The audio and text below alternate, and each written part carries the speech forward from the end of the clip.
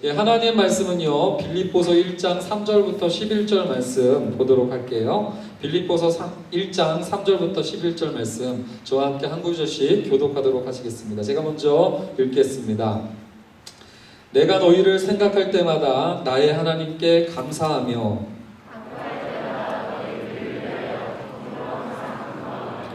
너희가 첫날부터 이제까지 복음을 위한 일에 참여하고 있기 때문이라.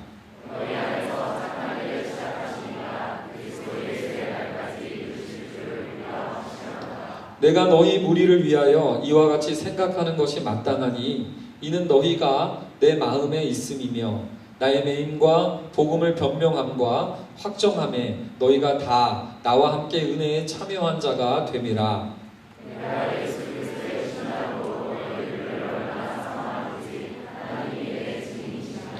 내가 기도하노라 너희 사랑을 지식과 모든 총명으로 점점 더 풍성하게 하사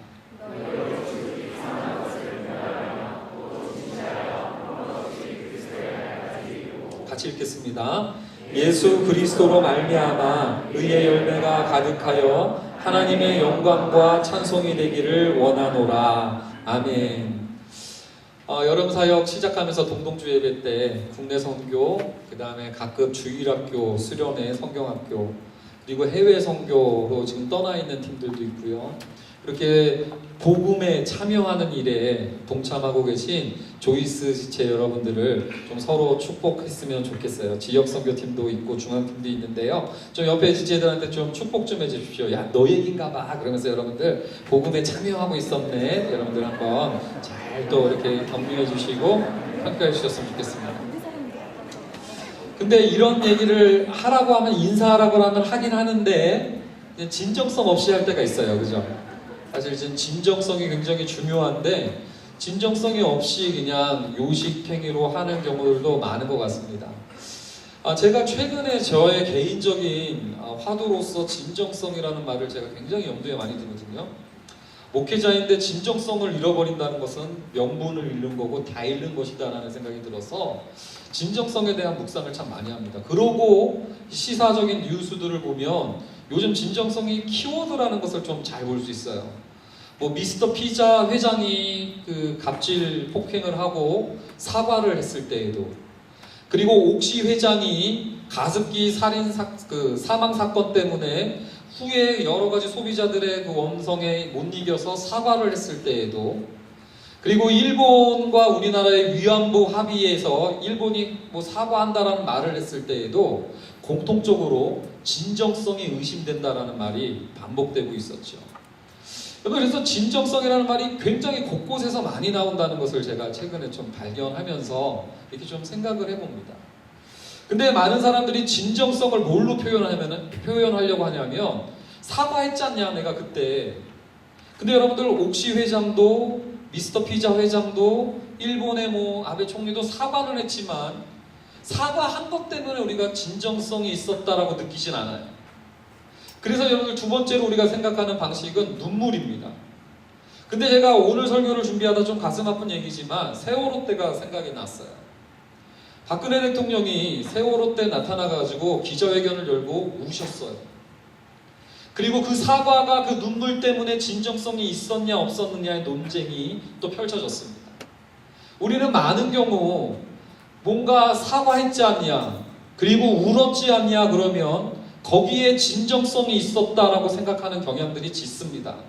그러나 저는 그때 그 장면을 보면서 제가 묵상하는 진정성은 눈물로서 증언될 수 없다는 것을 저는 알게 됐어요.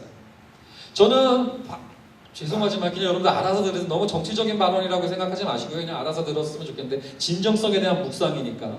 저는 박근혜 대통령이 그때 기자회견했을 때 울었을 때 그 순간만큼은 진정성이 있었을 것이다 라고 생각도 해요. 그것까지도 의심하진 않습니다. 그러나 거기서 멈추는 것은 진정성이라고 얘기할 수 없는 거죠. 단지 사과했다라고 또 그 사과하면서 눈물을 흘렸다라는 것 때문에 진정성이 증명되었다라고 얘기하기는 그것으로는 모자란 무언가가 있었다는 얘기입니다.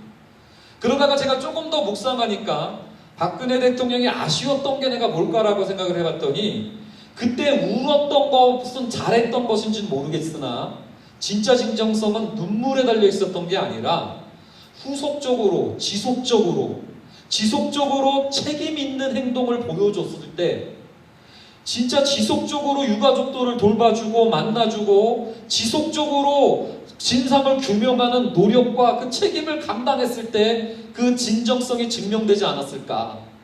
그러면서 저는 깨닫기 시작합니다.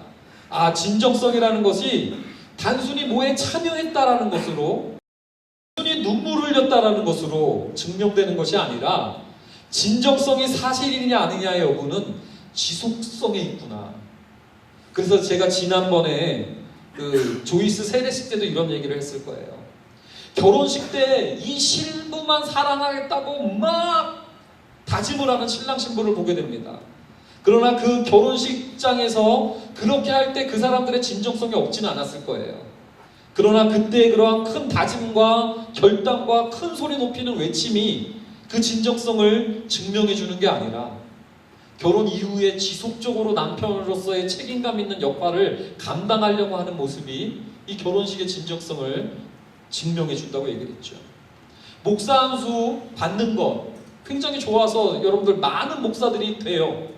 근데 그 목사 안수의 진정성은 목사 안수 받을 때 눈물을 흘리는 데 달려있는 게 아니라 목사로서 책임 있는 일을 지속적으로 이어나갈 때, 아, 저 사람 진짜 목사다, 이런 생각을 하게 됐다는 얘기죠. 그래서 지난 세례식 때 세례식 받을 때 눈물 흘리고 세례 받을 때 여기서 감격할 수 있어요. 그러나 진정성은 그 눈물과 그 감격에 달려있는 게 아니라 성도다운 책임감 있는 모습을 지속적으로 보여줄 때가 아닐까라는 생각을 지난 세례 설교 때 다뤘었습니다. 그러나 제가 이 묵상이 너무 귀한 것 같아요. 여러분들은 지금 뭐 별거 아닌 것처럼 듣지만, 아, 정말로 이게 세상과 성도를 구분짓는 굉장히 중요한 요소겠다. 그러면서 이번 선교를 생각해봤어요. 사과했다라는 것이 증명성을 답보해주지 못하는 것처럼 선교에 참여하고 만 것으로 우리가 진정성 있다라고 얘기하기는 곤란할 겁니다. 뿐만 아니라 선교 때 가서 여러분들 눈물도 흘렸을 수도 있고요. 어르신들을 대하면서 그 어르신들이 우리의 섬김에 기뻐하는 모습 때문에 울컥거렸을지도 몰라요. 그러나 여러분들 그 눈물이 우리 선교의 진정성을 답보해주는 건 아니에요. 세월호 때도 울었다는 것이 진정성을 증명해주지 못했던 것처럼 진정성은 뭐라고요? 지속적으로 책임감 있게 행동해주는 행위와 태도가 아닐까라는 생각을 해봅니다. 저는 우리 조이스의 국내 선교가 할 때마다 담당 책임자로서 느끼는 무게감이 있어요. 왜냐하면 분당 우리 교회라는 한국교회적인 기대감과 그 무게감 때문에 여러분들, 저는 목사님들을 만날 때마다 느끼는 무게감이 늘 있습니다. 때로는 할머니들과 그 지역에 있는 어르신들도 우리 목사님을 알 때가 계세요. 그래서 그 교회는 천당 밑에 분당이라면서요, 부자 동네지요, 대형 교회지요, 그리고 이찬수 목사님이 있는 교회죠 라고 얘기하는 그 기대감을 이렇게 짓이길 때가 참 많이 있습니다. 그럴 때마다 그런 책임감을 가지고 하는데, 저는 우리 선교를 마무리 짓는 이 예배에서 여러분들 우리의 선교가 과연 진정성이 있었는가 한번 되물어봤으면 좋겠다는 거예요. 그 순간만큼은 눈물도 흘렸고 그 순간만큼은 감격도 있었기 때문에 우리의 선교가 진정성이 있다라고 해석할 수 있을 겁니다만, 그러나 여러분들, 눈물 흘린 것으로 진정성이 증명되는 건 결코 아닙니다. 진정성의 증명은 지속성에 있습니다. 제가 이 지속성을 잇따라는 설교를 준비하면서 여러분들 혹시 이것 때문에 상처받거나 이것 때문에 또 부담을 느끼면 어떨까라는 그 무게감과 또 부담스러움이 설교자로 있었어요. 근데 여러분들, 저는 설교를 준비하면서 이번 한 주간을 보낼 때, 아, 우리 지체들에게는 지속성 있는 책임감 있는 태도와 행동이 보여져서 너무나 감사하더라고요. 몇 가지 예만 좀 들어볼까요? 여러분, 어제는 휴가의 중심 그 날이기 때문에 여러분들 굉장히 밀리는, 고속도로가 밀리는 것이 굉장했던 날이죠. 근데 우리 지체들 가운데 한 교회는 그 교회 목사님이 위임식을 받는다는 것 때문에 그 휴가에 그 엄청 밀리는 그 고속도로를 뚫고 그 폭염을 뚫고 달려갔다 왔더라고요. 지속성 있는 책임감 있는 태도였습니다. 뿐만 아니라 여러분들 선교 어저께 저도 휴가였어요. 휴가. 저도 한 주간 휴가를 목교에서 줬는데 원래 대개는 붙여주는데 저는 이번에 찢어서 줬어요. 왜냐하면 청년교구에 사람 없다고 나를 찢었어요. 그래서 제가 일주일 동안 밖에 이렇게 갔다 왔는데 막 성교국장 막 계속 전화하는 거야. 막 해피엔딩 페스티벌 어떻게 하냐. 목회자보다 더 고민하는 중앙팀. 어저께 그래서 급기야는 나 휴가인데 꼭 가야 되냐 그랬더니 막 성교국장 부르고 예배국장 부르고 막 금간사도 부르고 해서 또 왔어요. 또.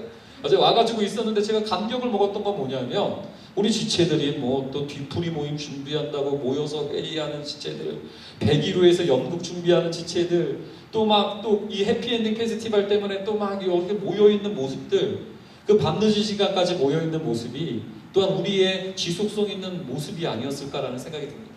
그러다가 감동적인 이야기를 또 하나 들어요. 한 형제가 그랬대요. 이제 다음 주에 어떤 이제 제가 이름은 밝히지 않겠는데 다음 주에 그 좀 돈 많은 역할하는 어떤 양반인 것 같아요. 근데 그 분이 이런 고백을 했다는 거예요. 국내 선교 갔을 때는 모르는 어른한테 또 오셨다고 웃는 모습으로 먼저 인사하고 찾아뵙고 안아주고 경청해주고 해놓고 정작 돌아와서 내 이웃의 어르신들에게는 아무런 말도 건네지 못하고 있는 모습이 자괴감이 느껴졌다. 여러분 이러한 고민이 저는 굉장히 귀하다라고 생각하면서 감동을 하게 됐습니다. 왜냐하면 이거야말로 여러분들 우리의 선교의 진정성이 걸려있는 그 핵심 포인트 아니겠습니까? 여러분들 우리의 선교의 진정성은 지속성에 있다면 여러분들 지금부터 잘 들으십시오. 우리 선교의 진정성은 서로를 대하는 태도에서도 지속성 있는 책임감으로 드러나야 될 줄로 믿습니다. 여러분들 우리가 어르신들만 막 거기서 하시고 거기서 막 애들한테만 막 이렇게 해주고 그 다음에 막 거기서 막 애들 눈망울 보고 감격을 하는데 GBS에서는 이건 뭐야? 여러분들 이것은요 어쩌면 우리의 선교가 그 뭐죠? 코스프레 한 것밖에 아니지 않겠는가? 선교 코스프레 한 것일 뿐이지 진정성 있는 선교가 아니었음을 확연히 드러내주는 일이 아닐까라는 생각이 들어요. 그런 면에서 여러분들 옆에 지체들 보면서 내가 너를 지속적으로 기뻐해 줄게. 여러분 한번 이렇게 고백해 주셨으면 좋겠습니다. 자, 여러분들 제가 지금 하는 말이 그냥 내가 지어낸 말이 아님을 우리가 읽었던 본문을 보면 알게 됩니다. 바울과 빌립보 교인들의 관계를 보시라는 얘기예요. 1장 3절에 보면 바울의 진정성을 보십시오. 너희를 생각할 때마다 감사했다. 어쩌다가 감사하고 만 게 아니에요. 선교 때만 감사하고 만 게 아니에요. 그들을 생각할 때마다 지속적으로 감사했던 바울. 4절 말씀 볼까요? 간구할 때마다 너희 무리를 위하여 기쁨으로 항상 간구했다. 항상 every time. 항상 여러분들 여기 간구할 때마다 지속적으로 간구했었던 바울의 모습을 보게 되는 거죠. 뿐만 아니라 빌립보 성도들은 어땠습니까? 5절 말씀 첫날부터 이제까지 복음을 위한 일에 참여하고 있기 때문이다. 여러분들 바울만 지속성을 갖고 진정성 있게 되었던 것이 아니라 빌립보 성도들도 첫날부터 이제까지예요. 그런데 저는 이 관계가 서로를 생각할 때마다 감사하게 하고 서로를 위하여 간구할 때마다 항상 기쁨으로 간구하게끔 하는 그 모습이 이 진정성에 담겨 있다는 생각이 들어요. 그러나 이 진정성은요 여러분들 주의해서 들으십시오. 우리의 각오와 결단에 달려있지 않아요. 6절 말씀입니다. 6절 말씀. 이게 6절 말씀이 키워드인데요. 6절 말씀 한번 읽어볼까요? 읽습니다. 시작. 너희 안에서 착한 일을 시작하시니까 그리스도의 제날까지 이루실 줄을 우리가 확신합니다. 이 진정성의 싸움은요 내 결단과 각오에 달려있는 게 아니라 우리 속에 착한 일을 시작하신 이가 계실 때부터 진정성은 지속적으로 출발하게 되는 거예요. 제가 제일 두려운 게 뭔지 아십니까? 목회 은퇴한 다음에 내가 복음을 이야기하기를 멈추고 목회를 은퇴한 다음에 내가 성경 연구하기를 멈추고 목회를 그만둔 다음에 내가 기도하는 것을 멈춘다면 끔찍하다는 생각이 들어요. 그러면 그건 뭡니까? 내 목회가 진정성 있지 않았다라는 것이 결정적으로 드러나는 사건이고, 내 안에서 착한 일을 시작했던 이가 계셨던 것이 아니라 그냥 내가 먹고 살기 위한 방편으로 목회를 이용했고 도구화시켰다라는 것일 뿐이지 않겠는가라는 두려움이 늘 있는 거예요. 저는 우리 국내 선교에 한치의 거짓이나 가면이 있기보다도 진정성이 있기를 바라는데요. 이 진정성이 있기 위해서는 여러분들 믿으셔야 됩니다. 우리의 사역이 우리 안에서 착한 일을 시작하신 이가 이로 말미암아 시작되었다라는 일임을 기억하셨으면 좋겠어요. 여기서 부채춤을 하는 거, 여기서 의자 연극을 하고 무당 역할을 하는 거, 여기서 또한 막 천국은 마차고 그러면서 이렇게 흔드는 거, 여기 앞에 나와서 낯선 사람들 앞에서 간증을 하는 일 시켜서 할 사람이 없어서 하는 것일 수도 있겠지만, 이것이 우리 안에서 착한 일을 시작하신 이가 시작한 일이라고 생각한다면 어떻게 달라질 수 있을까요? 그리고 이분이 계시다면 반드시 9절과 11절의 일들이 펼쳐지는데요. 9절 말씀 한번 볼까요? 9절 말씀에 이런 말을 합니다. 너희 사랑을 점점 더 풍성하게 하다. 사랑이 여러분들 멈추는 게 아니에요. 사랑이 점점 더 풍성하게 하세요. 우리 안에 착한 일을 시작하신 분이 계시다면 사랑은 점점 더 풍성해져가는 방향을 취하게 될 것이 분명합니다. 뿐만 아니라 여러분 10절 말씀도 보십시오. 그리스도의 날까지 이르고 죽을 때까지를 넘어서서 예수 그리스도가 다시 오는 날까지 멈추지 않고 지속적으로 이 마음과 이 일들을 해나가게 될 거라는 얘기예요. 뿐만 아니라 우리 안에 착한 일을 시작하시는 이가 계시다면 11절 말씀, 예수 그리스도 그분으로 말미암아 우리 안에 착한 일을 시작하신 예수 그리스도로 말미암아 의의 열매가 한번 틱 맺히고 끝나는 게 아니라 의의 열매가 지속적으로 맺히고 맺혀서 가득할 때까지. 이것이 성도들이 세상과 구별되는 진정성의 싸움이라는 생각이 들어요. 저는 우리 청년들이 진정성이 있었으면 좋겠습니다. 오늘도 솔직히 저는 저 뒤에 앉아서 진정성 싸움을 했어요. 이렇게 공연팀은 많은데 이렇게 빈자리가 많이 보여요. 그래서 내가 너무 미안한 거예요. 우리 공연팀한테 미안하다. 많이 와서 환호를 받아야 되고 축복을 받아야 되는데 이렇게 빈자리가 많으니까 가슴이 뒤에서 아픈 거예요. 애린 거야. 그러면서 또 이런 생각이 드는 거야. 내가 진짜 무능했구나. 이렇게 뭐 방학이 되면 그냥 예배도 이렇게 다들 이렇게 하는구나. 안타깝구나. 그래서 내가 사역을 헛했구나. 막 이런 연민이 막 무게감이 막 오는 거예요. 그러면서 그만둬야 되겠구나. 이런 생각이 막 들어요. 근데 내 설교는 지속성이야. 이게 여러분 우리의 현실입니다. 이 이기는 싸움이 어떻게 가능할까요? 내 혼자만의 결단으로 이 싸움이 가능할까요? 아니에요. 이 사역이 그리스도께서 시작하신 일임을 알 때만, 그리스도께서 보내셔서 한다라는 것을 믿을 때만 버틸 수 있는 힘이에요. 저 우리 사랑하는 동역자들 너무 자랑스러웠고 너무 뿌듯했는데 우리 선교에 진정성이 의심받게 하지 않았으면 좋겠습니다. 마무리하는 이 선교가 정말로 문경으로부터 분당에 이르기까지 그 사람들, 그 청년들 활동력은 떨어지나 진정성은 있었어. 자, 이 고백이 우리의 평가가 되었으면 좋겠어요. 자, 그러한 마음으로 우리 한번 찬양하고 기도하고 오늘 예배를 마무리 짓도록 하겠습니다. 거리마다 기쁨으로 춤을 추게 하시고 주의 백성 기도할 때 이 땅 회복하게 하소서라는 건데요. 이 땅을 회복하는 길에 필요한 것은 성도들의 진정성이 아닐까라는 생각이 들어요.